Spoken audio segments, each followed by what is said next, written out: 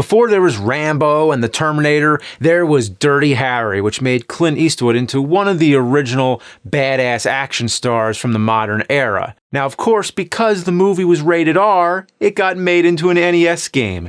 And while the movie was Dirty Harry, the game was straight up filthy. Now, there existed 5 Dirty Harry movies, so the game doesn't follow any specific one of the storylines, it kind of invents its own. The title screen opens with the classic line from Sudden Impact. Go ahead. Make my day. And that does make my day, because it sounds pretty good. Too bad everything after that goes downhill. It's like cutting the brake lines on a dump truck, and then it crashes into a sewage treatment plant. But the dump truck was actually full of shit to begin with. Oh, just listen to that music. Sounds like someone was beat to death with a synthesizer. It's a symphony of electronic farts. When you press start, you'll be given the option of starting from the beginning or entering a password, specifically for level 2 or 3. There's only 3 levels. Well, that's good. How bad could this be? Stupid question. Start the game and you're immediately ganged up on by 2 assholes while another asshole rains Molotov cocktails down on you. Though I do like the little pose Harry does when he gets hit. That's great. Looks like something Elvis would do. When you beat them up, 2 more guys come out. Geez, is there any city with this much crime? The whole city is trying to murder a police officer in broad daylight. I can't even get past the first screen without losing a life. Oh, maybe because you have to hit A and B together to jump. Because why make the controls easy to use? I mean, if you're gonna have diarrhea, you might as well splatter the toilet seat while you're at it.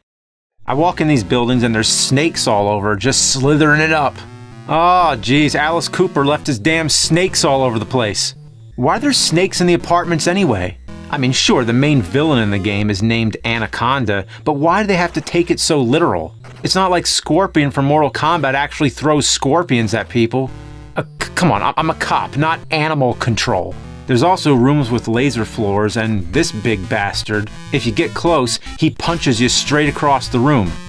And bullets bounce right off him. So, tons of snakes, psychotic citizens, and a giant bulletproof enemy. Like, what the fuck is wrong with this place? Alright, well, I don't know what I'm doing, so let's check the manual. Okay, you can kick by pressing up and B, which also opens the crates. That makes sense, I guess. You can also use crowbars to break into closed apartments, but be careful, because they can only be used once. Who ever heard of disposable crowbars? Are they actually made of crows? And by the way, the health power-ups are chili dogs. Who does he think he is, Sonic the Hedgehog? You can also jump on the small boxes on the floor to find ammo, money, bombs, and bags of cocaine. Dude, it's an NES game where you're collecting bags of cocaine! Sure, it happened in Narc, but that whole game was like an anti-drug statement. Here, you're just collecting cocaine! Finally, after stopping and kicking everything in sight, you pick up a flashlight which allows you to see in the sewers later in the game.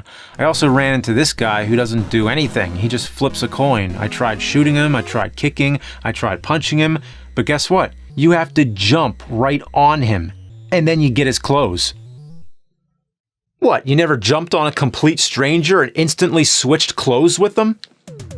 So now Dirty Harry turns into John Travolta from Saturday Night Fever. Oh, and on the back of the game, they have the screenshots for both the Travolta and Elvis poses, because they knew it was awesome.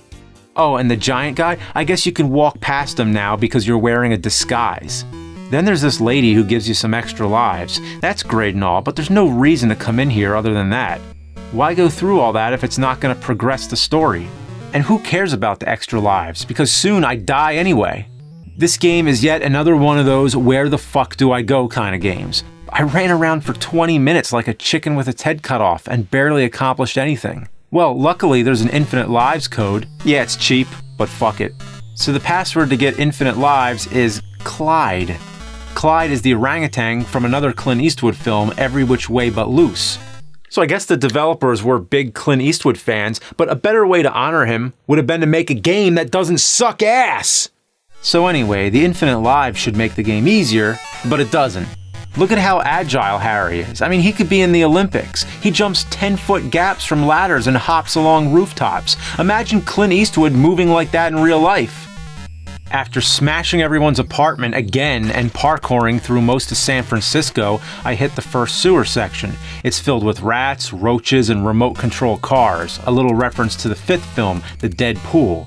The sewer has a real electrical problem too, because there's open wires that'll fry Harry if he touches them. You run around like a rat in a maze, hitting switches and looking for a way out. It's tedious as hell and takes forever.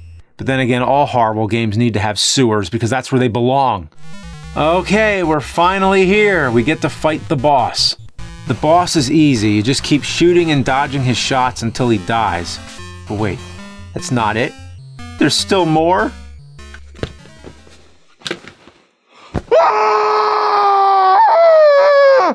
So that was only a mini boss. I've been on this level for almost half an hour and it's still going. You could beat other games in that time.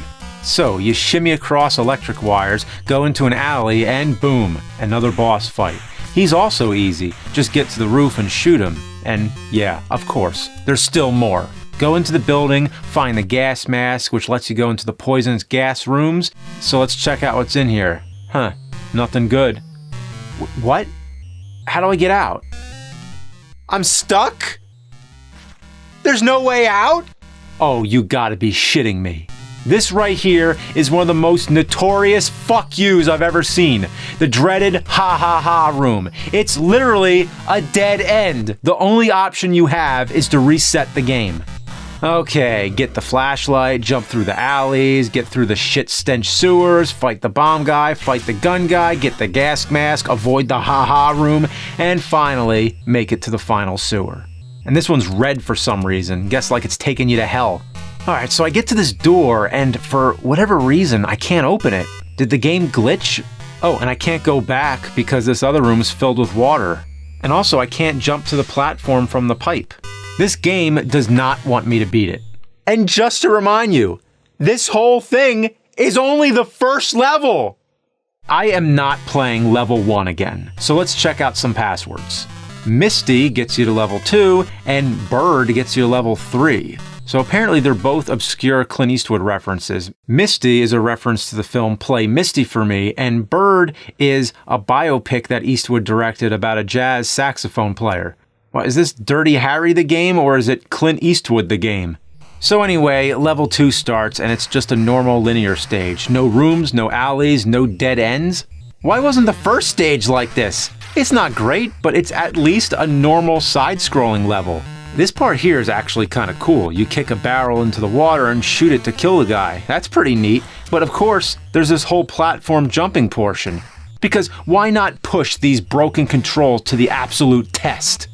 Once again, I'm stuck. I can't figure out how to get across. I think I have to jump on the box, but fuck it, my patience is dead from level 1. So let's try level 3, Bird. So Harry takes a boat, which I assume happened in the second level. According to the manual, the last level's on Alcatraz, which is a reference to the third movie, The Enforcer. It's another linear level, but this time they brought out the big guns, literally. Everyone's shooting at you, and it's damn near impossible. How was anyone supposed to play this? This game was made in 1990, for kids. Why make a 20-year-old R-rated movie into a video game? Why make a dead-end room? Why reference a bunch of other Clint Eastwood movies as passwords? Not to mention there's a fourth password, Gunny. It's Eastwood's character from Heartbreak Ridge. And guess what it does? Nothing. Supposedly, the password exists, however, it wasn't programmed to activate any part of the game. Such a missed opportunity. Not just the Gunny password, the whole fucking game. Imagine what this game could have been. A level like Hogan's Alley where you shoot bad guys, a car chase level through the hilly streets of San Francisco, even a motorcycle level like from the movie Magnum Force. Hell, there's even an unused motorcycle sprite in the game code. So then you reach Mount Shitty Caca, which is basically just a mountain of pixelated piss and shit. What am I supposed to do here? I don't know what I'm jumping on. I don't know what's going on. I've made it as far as I can go. I'm sorry, but a man's got to know his limitations. I'm shit out of patience, and this game is shit out of luck.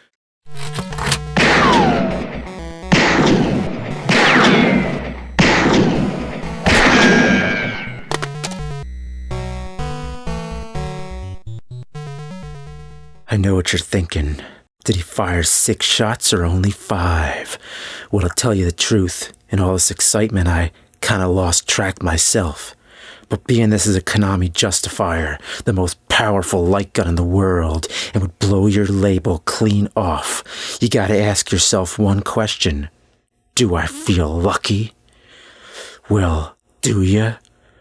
Punk!